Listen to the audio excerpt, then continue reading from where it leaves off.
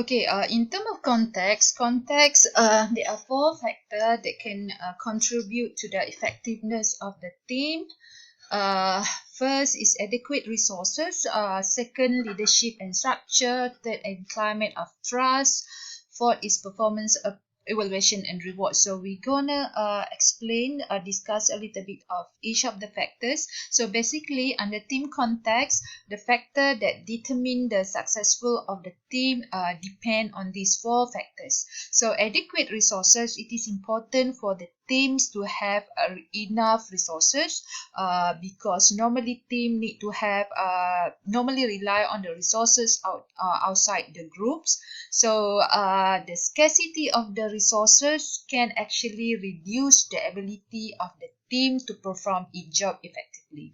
So for example, if the team do not have enough money or if do not have enough supports like in terms of facilities and so on, so actually it will affect the effectiveness of the team. In terms of leadership and structure, teams cannot function if they can't agree on who is to do what, and also to ensure all members share the workloads. So it is important to have a leader also, or at least to have a leaderships that been perhaps been performed by the team members or team leaders. If the team cannot agree on who what tasks need to be done by whom, so actually it will affect the whole team because no one would willingly want to do the task without someone assign the task for them to do. So leadership is actually especially important in the multi teams because multi team consists of several teams and each team depend on each other teams for the success of the whole team. So different team coordinate their effort to produce desired outcomes. So if the leader didn't or if the members didn't agree on their task, it's very difficult for the teams to function properly because of teams member cannot coordinate their effort, then it will lead to the doom of the team. So climate of the trust is also important. In order to be effective, members need to trust each other, especially if the teams rely among the members in the team rely on each other. So if they didn't trust each other, it's very difficult to cooperate with each other because team rely on interdependence relationship. If they didn't trust, it's very difficult to make sure that the teams can be effective. So exhibit trust is very important, especially in the leader. If the team has a leader, so it is important for the members to trust the leaders, and leaders should be trustworthy. Should be worthy to be trusted. So it is important when members trust each other, that means they're willing to take a risk. They are more committed also because they can rely on the teams, they can rely on the members, on the leaders especially. So if they trust the members, if they trust the leaders, it's easy for them because they are also committed, willing to commit to the leader's goal and the team's decisions or leader's goal and decisions. In terms of context, another factor is performance evaluation and reward system. These also need to have in the teams. If the performance evaluation and the reward system do not consistent with the development of the teams, especially of the high performance team, it is important for the management to modify the system to reflect the performance. That means they have to modify the performance evaluations or the reward system if these two systems didn't consistent with the team's performance of the teams.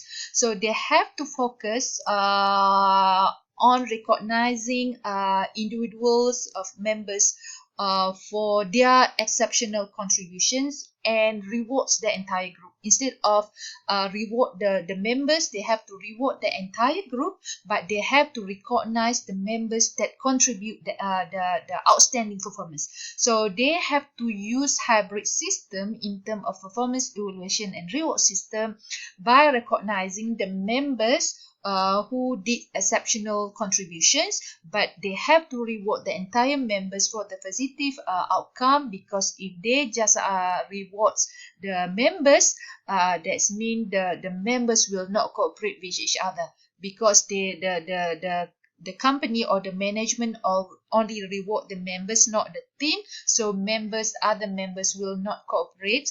They just work individually in order to achieve rewards. So in this case, management should consider group-based appraisal. Group-based appraisal by giving compliments, giving praise to the groups as a whole, and they also have to provide profit sharings to the groups. For example, profit sharing normally done in the beginning, where they share some portions of the profits with the company of the company profit with the members.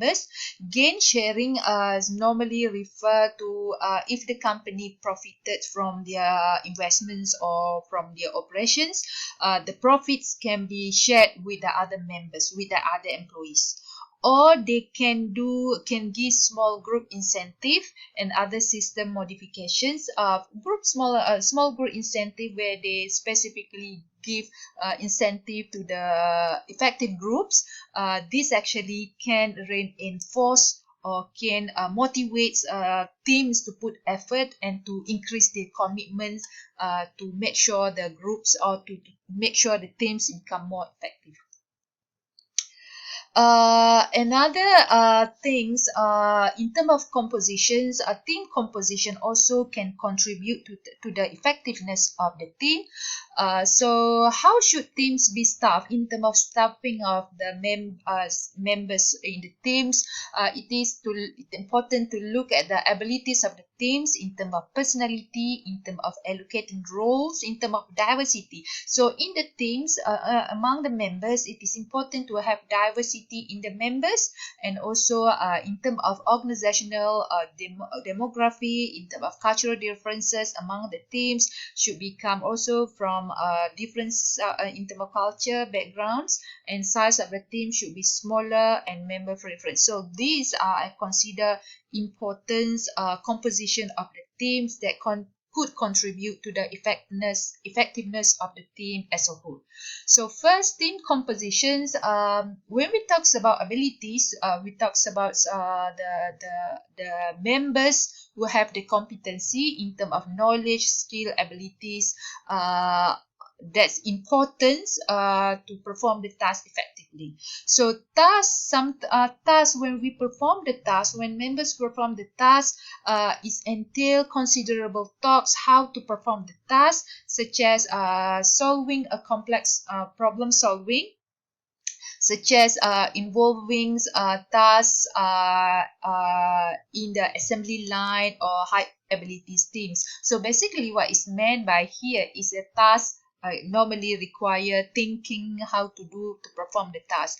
So team should compose mostly intelligent members, because those are members, if the members have high in ability, that means intelligence, most of the members are intelligent, they could do better than lower ability teams. For example, if you do your assignments in the team or in the groups, if all members have high intelligence or good effect, or they consider high score students. For example, when you form a teams for your group assignment, if all the members in the groups belong to the high score students, so they actually could do good with the assignments, do better than those if the groups consist of lower level in terms of intelligence, in terms of abilities. So what is meant here, the team should compose intelligent members, because intelligent members normally could do better than lower abilities or lower intelligent members.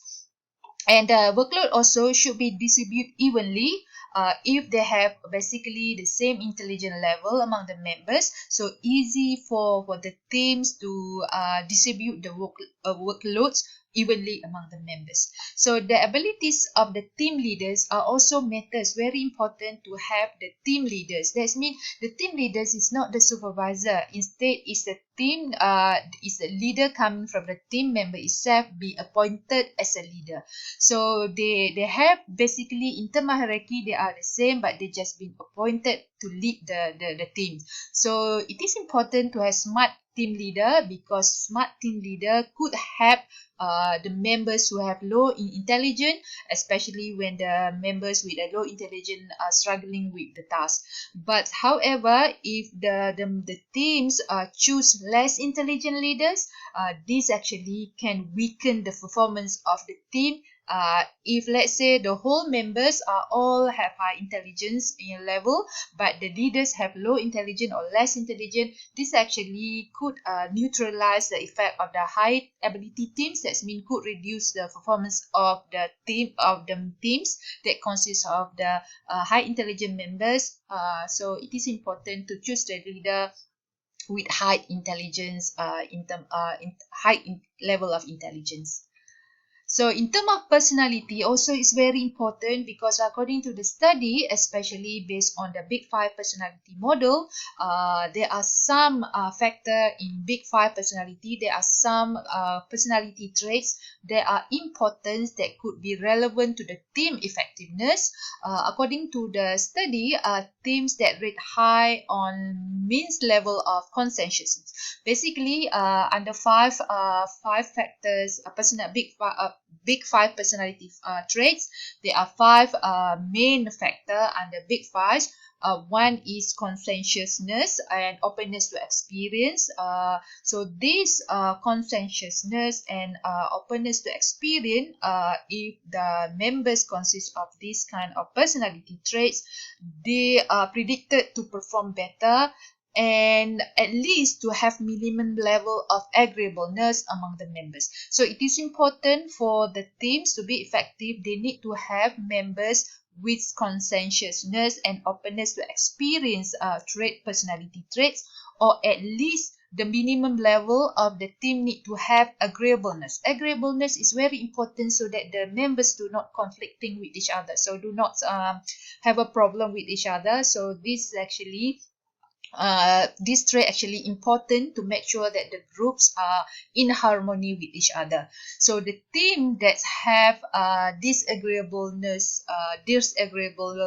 personality traits actually could be worse, because this trait actually they will find faults in others. They will be in conflicts with each other. So in the team, it is important to cooperate with each other. So if the team having members who always find faults, who always disagree with others, this actually could lead to a team to become less effective. Allocating roles are also important. Sometimes teams, when they were being formed, they have different needs.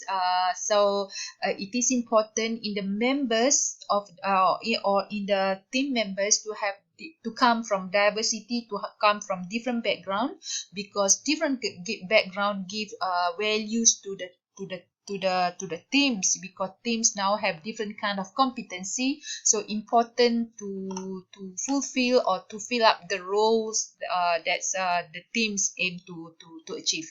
So managers need to understand also each members that come from diverse background, they have their own strengths. So these members that come from different background, it is important for the managers to select the members to fulfill the role based on the strength that they have. For example, if they come from this different background, we have to look at the managers need to look at the strength that these members bring and allocate or assign the task accordingly based on the strength. So it is important for the managers to put the most able, experienced and conscientiousness workers in the most central role in the team. So basically, for the managers or for the team leader to find among the members who have the most experience, who have in terms of personality traits, conscientiousness, personality trait, putting the members who have all these goods in terms of experience, ability, conscientiousness in the more central role, so that this person actually important to contribute to the effectiveness of the team.